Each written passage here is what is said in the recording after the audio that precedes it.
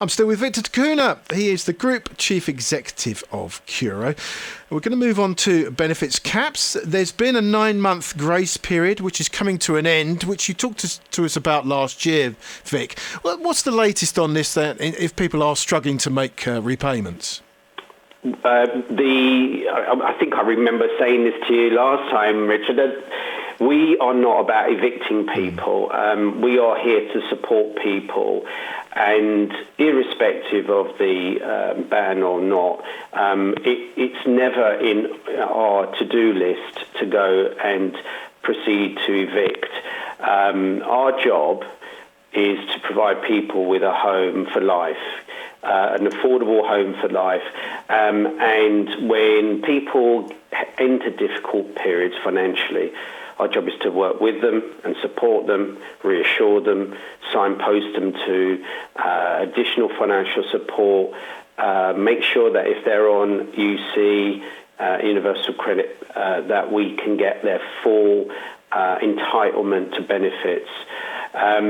So we are committed to that type of approach, and with or without the ban on evictions, we will carry on doing that way into the future. I think I mentioned last time we hadn't evicted anyone for rent arrears all year, and that is a badge we wear with honour. That's a badge. We'll be disappointed the first time we have to do it. I also said occasionally, regretfully, we have to do it when people refuse to engage, refuse to take our offer of support and help. But that doesn't happen very often. And it's important that if anyone's listening right now that's worried about debt and making ends meet, paying their rent, they get in touch proactively. They don't suffer in silence. They don't let these things mount. Debt is debilitating. It creates stress. It causes so much angst. And if lockdown's done nothing, it's shown the importance of mental well-being.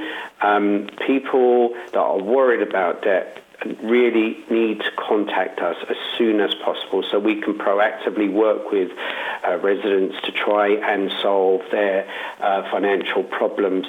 There are so many ways we can help, from simple advice on universal credit and how to navigate the complicated world, right through to how we might undertake a complete review of your financial position.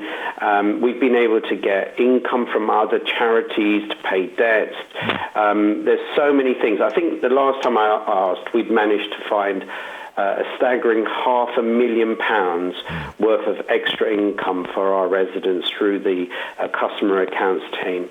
Absolutely no reason at all why people listening to this today should be anything other than reassured there is help out there if they reach out.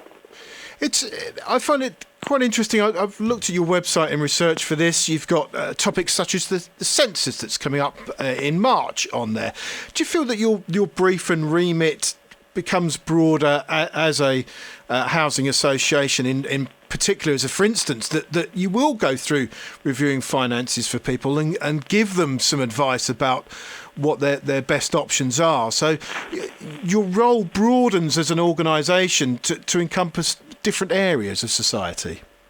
We have to go beyond the core landlord role simply because our purpose, which we simply called providing homes for good, means that as the world tries to reduce the offer it gives to residents through other cuts, our job needs to be to redouble our efforts to make sure that people don't lose that home for good. It's a sad reality that there have been lots of cuts in other agencies, and we do work with some fantastic agencies that still exist, DHI, REACH, the local authority. They're all there still providing these essential services.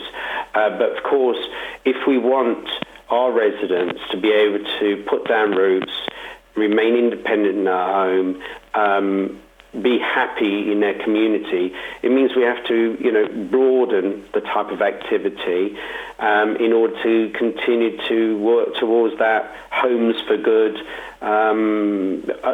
overarching priority and principle. So, yes, we found that we've had to extend this range of services, and the money advice services is just one example. We also introduced the WorkWise service, which is the other part of getting people to have some money, which is in some cases supporting them into work. So we've been trying to broaden the range of things we do, principally so that people can continue to enjoy and remain independent in their home.